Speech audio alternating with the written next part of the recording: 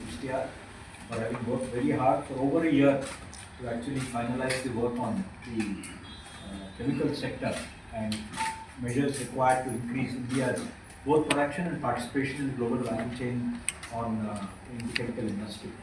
I also thank the Department of Chemicals and Secretary Vivek Prashmula, who's actually been very cooperative and has been one of the most active secretaries in helping us actually come to this final conclusion.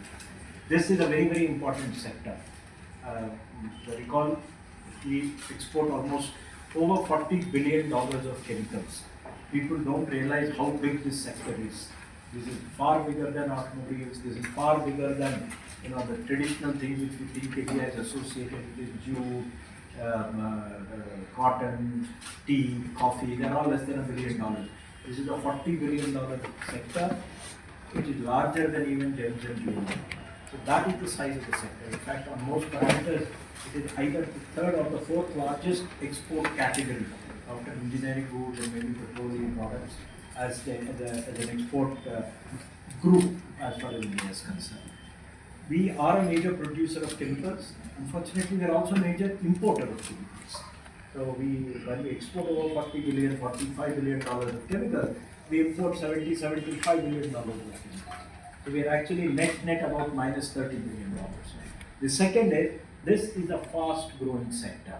I mean, chemicals, both organic as well as inorganic, are a part of our life almost in everything we do. Plastics is something which is more visible, but in an invisible way, they pervade our life everywhere. Even if you're taking a medicine, the capsule, the cover which is there on the capsule is actually a chemical product. So it's a very huge sector. I mean, if you're wearing shoes, the shine on the leather that is there is coming out of the chemical. It's also a very granular industry. There's nothing called chemicals as one common thing. Chemicals are largely organic, inorganic, but even that, you have specialty chemicals, you have bulk chemicals, there are agrochemicals, there are 5, 6 major subgroups of chemicals. You are very strong in some, you are not very strong in some. We do have some disadvantages. We are a major oil importing nation. Crude oil, almost 80-85% are imports. So there's a downstream to that which is petrochemicals, for which we end up, not having the inherent strengths of being a crude oil producer. So, there are oil producing countries which will have some advantages, but in the long run we'll also become major petrochemical producers, because now there are new technologies which will bring directly from crude to petchem. These are new things. So this effort has been to actually try to figure out what are what I would call unlocks to make India big ticket. That has been the attempt in all the GVC studies which NITI has produced. So we looked at electronics. We were very good in mobile production. The PLI was a success, but we looked at how do you unlock the rest of the electronics value chain. We came up with an electronics report on GVCs and electronic components. It's become a 20,000 crore scheme of the ministry, and it's not PLI alone. CapEx, OpEx, infrastructure, skilling, all of that, and that program is a hit. And it came at such an opportune time that just when geopolitical tensions were rising, India had a scheme ready. We will see in the next 2 years a gradual shift of the entire electronics ecosystem to India. The second report which was released was on auto components. We are very big in automobile, but let me tell you, very few Indian companies actually own the engine technology in India. Be it aeroplanes or ships or submarines and even automobile. We still don't control the engine technology. And the second is transmissions. And that's very important, and that's where a lot of value is hidden. So that's what our auto components report actually focused on. The department has been tasked to go ahead and complete a study on that. This is the third in the series. We picked up very big ticket sectors. Following this, we'll be coming out with something in textiles, if I'm not wrong, and there will be 1 or 2 more which are there. The details I will not go into, but the analysis has led us to some mega unlocks if you do that. One, a lot of these will be port based, because otherwise you do a lot of transshipment. So pick up some mega clusters for developing. 2, you will need solid connecting infrastructure there.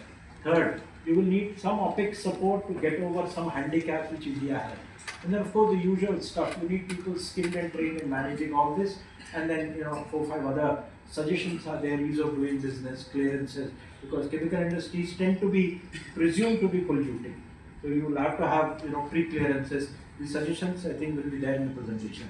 The goal is in the long run. I mean, even today while we export 40 billion, this is a 1.5 trillion traded good in the world. So we can see how small we are, 3%, less than 3%. The goal is actually to raise India to at least 10% in the long run. Very, very ambitious goal, so that when we actually become Viksit Bharat, we are talking of actually taking it to be $1 trillion sector. $1 trillion sector is not an insignificant sector. Even if India becomes a $30 trillion economy, $1 trillion thing is 3.5%. That's a very large part of the Indian economy. That is the goal, and we are hopeful that after the release of the report, the ministry will probably carry it forward with the support of the rest of the government. I think it will probably get converted into some programs which will then fructify in the near future. India is ideally placed right now, given where the world is, both economically as well as geopolitically. India is in a sweet spot. We are right at the heart. Everybody is looking how will India respond to all this and attract manufacturing to India. It is a goal. Budget last time announced a national manufacturing mission. And we expect chemicals to be a major part of the national manufacturing mission. And then we hope that this would actually generate interest in the entire chemicals world outside India to look at India as a very interesting and favorable destination. Thank you very much.